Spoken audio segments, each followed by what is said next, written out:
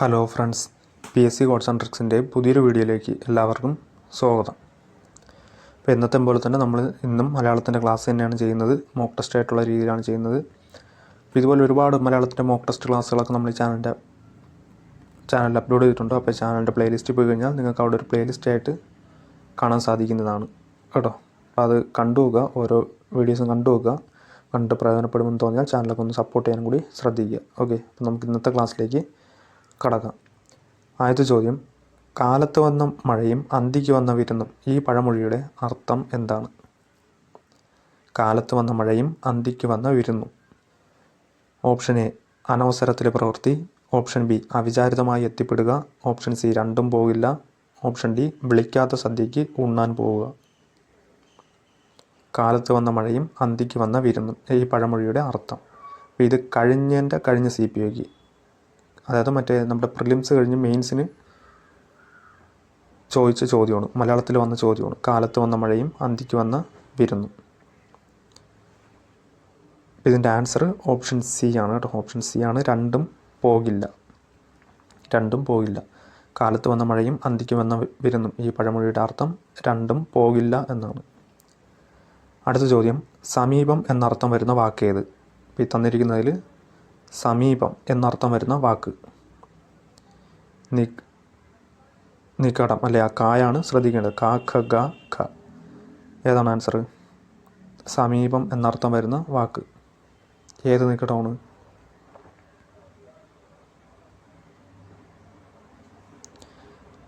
Option A ആണല്ലേ. Option A ആണ് answer. നികടമാണ്, കായാണ് വരേണ്ടത്. ക. നികടമാണ് സമീപം എന്നൊരു മീനിങ് വരുന്ന വാക്ക്.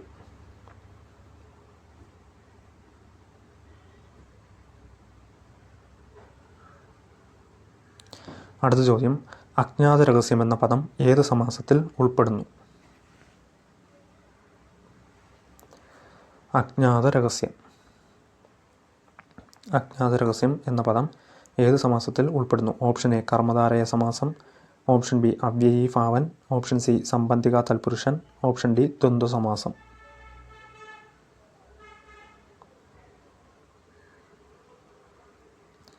ഏതാണ് ഇവിടുത്തെ ആൻസർ?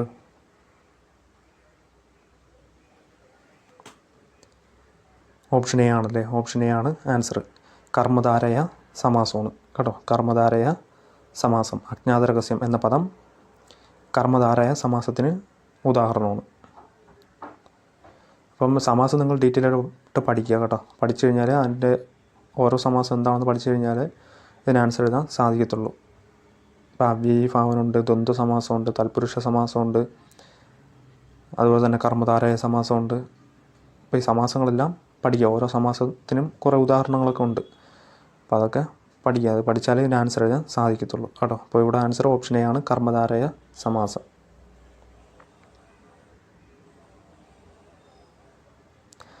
അടുത്ത ചോദ്യം, പിരിച്ചെഴുതുക. കുരുത്തോല പിരിച്ചെഴുതിയാൽ എങ്ങനെ എഴുതാം? ഓപ്ഷൻ എ കുരുത്ത പ്ലസ് ഓല, ഓപ്ഷൻ ബി കുരുന്ന് പ്ലസ് ഓല, ഓപ്ഷൻ സി കുരുത്തു പ്ലസ് ഓല, ഓപ്ഷൻ ഡി കുരുന്ത് പ്ലസ് ഓല. കുരുത്തോല പിരിച്ചെഴുതിയാൽ എങ്ങനെ എഴുതാം? നല്ലൊരു ചോദ്യമാണ് കേട്ടോ. കുരുത്തോല. ഇപ്പോൾ ഇവിടുത്തെ ആൻസർ ഓപ്ഷൻ ബി ആണ്, കുരുന്ന് പ്ലസ് ഓലയാണ്. ഓപ്ഷൻ ബി കുരുന്ന് പ്ലസ് ഓലയാണ് കുരുത്തോല കേട്ടോ. പലരും ചിലപ്പോൾ കുരുത്ത് പ്ലസ് ഓല അല്ലെങ്കിൽ കുരുന്ത് പ്ലസ് ഓല എന്നൊക്കെ എഴുതാൻ സാധ്യതയുണ്ട്. ഇപ്പോൾ ശ്രദ്ധിച്ചോളണം. കുരുന്ന് പ്ലസ് ഓലയാണ് കുരുത്തോല.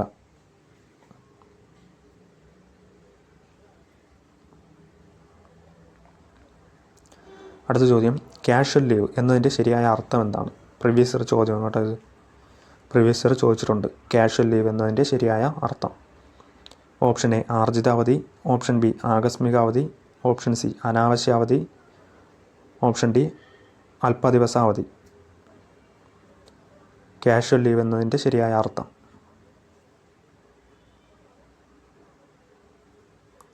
ഇപ്പോൾ ഇവിടുത്തെ ആൻസർ ഓപ്ഷൻ ബി ആണ്, ആകസ്മിക അവധിയാണ്. കാഷ്വൽ ലീവ് എന്നതിൻ്റെ ശരിയായ അർത്ഥം ആകസ്മിക അവധി.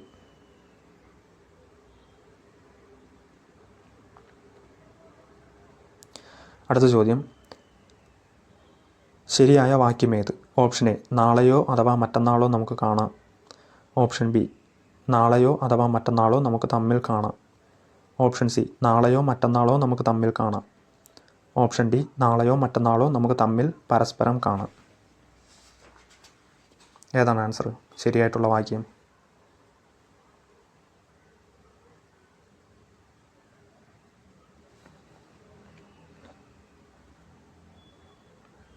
സി ആണല്ലേ. ഓപ്ഷൻ സി ആണ് ആൻസർ. നാളെയോ മറ്റന്നാളോ നമുക്ക് തമ്മിൽ കാണാം കേട്ടോ, അതാണ് ശരിയായിട്ടുള്ള വാക്യം. ഓപ്ഷൻ എയും ബിയും നോക്കിയേ. നാളെയോ അഥവാ മറ്റന്നാളോ അങ്ങനെ വേണോ? അഥവാ എന്നത് അവിടെ വേണോ? ഉപയോഗിക്കേണ്ട ആവശ്യമുണ്ടോ? നാളെയോ അഥവാ മറ്റന്നാളോ അങ്ങനെ വേണോ? നാളെയോ മറ്റന്നാളോ എന്ന് മതി. അപ്പം അത് ആണ് ഓപ്ഷൻ എയിലും ബിയിലും തെറ്റാകാൻ കാരണം. പിന്നെ ഡി നോക്കിയേ. നാളെയോ മറ്റന്നാളോ നമുക്ക് തമ്മിൽ പരസ്പരം, രണ്ടും കൂടെ ഉപയോഗിക്കേണ്ടതുണ്ടോ? തമ്മിൽ പരസ്പരം രണ്ടും കൂടെ ഉപയോഗിക്കേണ്ടതുണ്ടോ? ഏതെങ്കിലും ഒന്ന് ഉപയോഗിച്ചാൽ പോരെ? അതാണ് ഓപ്ഷൻ ഡി തെറ്റാവാൻ കാരണം. ഒന്നുകിൽ നാളെയോ മറ്റന്നാളോ നമുക്ക് തമ്മിൽ കാണാം എന്ന് വരണമായിരുന്നു, അല്ലെങ്കിൽ നാളെയോ മറ്റന്നാളോ നമുക്ക് പരസ്പരം കാണാം എന്ന് മതിയായിരുന്നു. ഇവിടെ തമ്മിൽ പരസ്പരം രണ്ടും കൂടെ ഉപയോഗിച്ചിട്ടുണ്ട്, അതുകൊണ്ടാണ് ഓപ്ഷൻ ഡി തെറ്റാവാൻ കാരണം. ഇപ്പോൾ ഇവിടെ ശരിയായിട്ടുള്ളത് ഓപ്ഷൻ സി ആണ്. നാളെയോ മറ്റന്നാളോ നമുക്ക് തമ്മിൽ കാണാം, അതാണ് ശരിയായിട്ടുള്ള വാക്യം.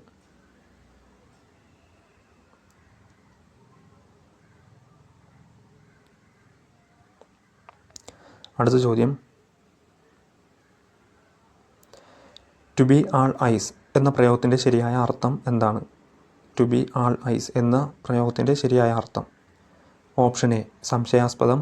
ഓപ്ഷൻ ബി കണ്ണിൽ എണ്ണയൊഴിച്ചിരിക്കുക. ഓപ്ഷൻ സി കണ്ടില്ലെന്ന് നടിക്കുക. ഓപ്ഷൻ ഡി പകൽക്കിനാവ്. ടു ബി ആൾ ഐസ് എന്ന പ്രയോഗത്തിൻ്റെ ശരിയായ അർത്ഥം.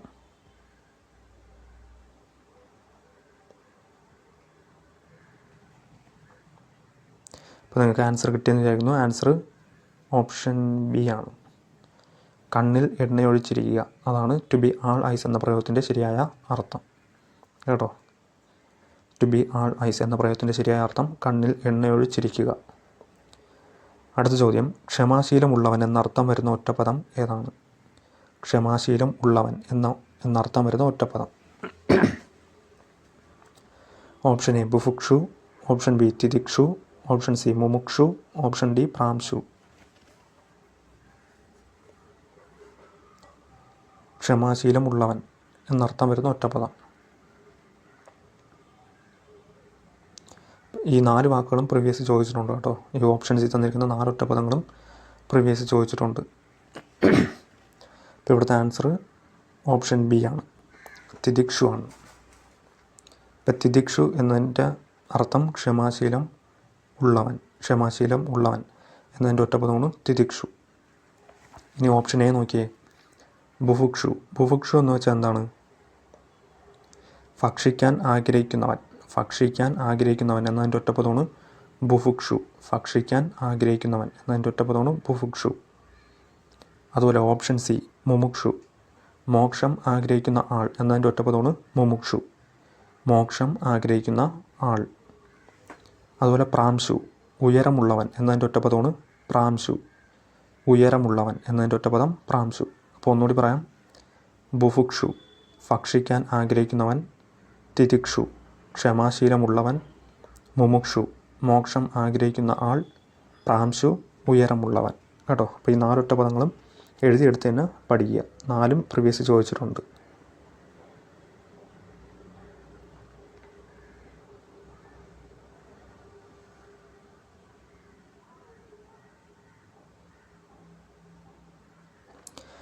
അടുത്ത ചോദ്യം. സ്ത്രീലിംഗ പദം എഴുതുക. ലേഖകൻ എന്ന പദത്തിൻ്റെ സ്ത്രീലിംഗം.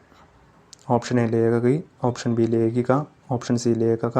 ഓപ്ഷൻ ഡി ലേഖികി. ഓപ്ഷൻ കണ്ടു കഴിഞ്ഞാൽ നമ്മളാകെ കൺഫ്യൂഷൻ ആവും അല്ലേ? ഇപ്പോൾ ശ്രദ്ധിക്കുക. സ്ത്രീലിംഗ പദം എഴുതാനാണ് ലേഖകൻ എന്ന പദത്തിൻ്റെ സ്ത്രീലിംഗം ലേഖികയാണ് കേട്ടോ. ഓപ്ഷൻ ബി ആണ് ആൻസർ, ലേഖിക. ലേഖകൻ ലേഖിക. ലേഖകൻ ലേഖിക.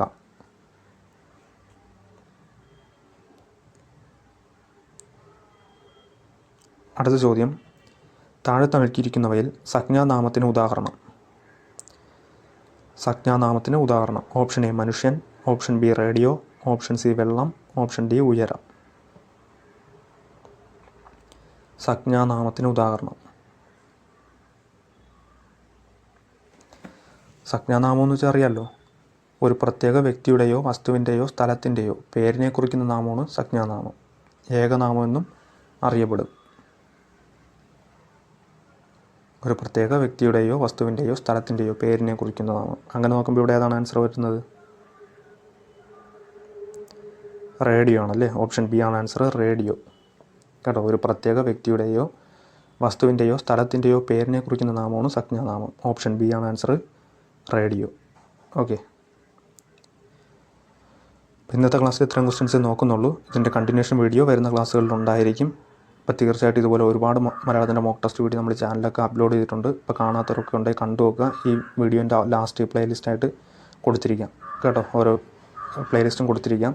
അപ്പോൾ കണ്ടു നോക്കുക. കണ്ടു നോക്കിയിട്ട് പ്രയോജനപ്പെടുമെന്ന് തോന്നിയാൽ മാത്രം നിങ്ങൾ ചാനലൊക്കെ ഒന്ന് സപ്പോർട്ട് ചെയ്യാൻ കൂടി ശ്രദ്ധിക്കുക. ഓക്കെ, അപ്പോൾ പുതിയൊരു വീഡിയോയുമായി കാണുന്നവരെ ഗുഡ് ബൈ.